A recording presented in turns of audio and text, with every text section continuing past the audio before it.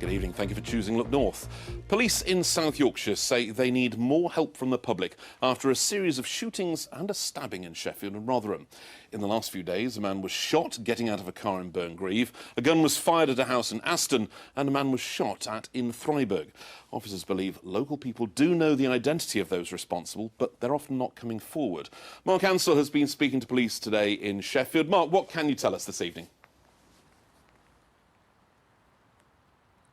Well, South Yorkshire Police are seriously concerned about this spike in gun crime over the last 3 days across South Yorkshire. Incidentally, there was a crime scene on London Road in Sheffield today. That was after a stabbing last night. With the shootings, they're not thought to be related, but are to do with serious and organised crime. No one has died in these shootings, but over the last 6 years in South Yorkshire, 6 people have been shot to death.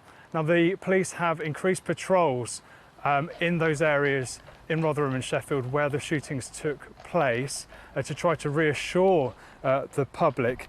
But they say they're lacking information from the public in order to solve these crimes that relate to guns. And I put it to the man in charge of serious and organised crime here at South Yorkshire Police that the reason for that perhaps could be that there's a lack of trust between the public and the force. I don't think it's necessarily a lack of trust in the police. I think it's just a lack of recognition of what will happen if people pass that information, and what my assurances are. If someone doesn't want to provide information directly to police, use Crime Stoppers.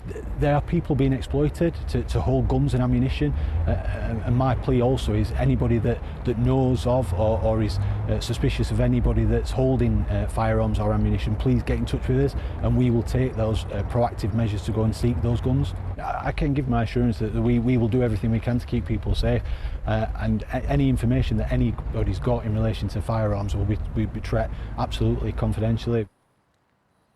Anthony Olasande is from the charity Always an Alternative, which tries to steer young people away from carrying guns and knives. He's a former gang member, and I asked him earlier why it is that some people resort to carrying firearms.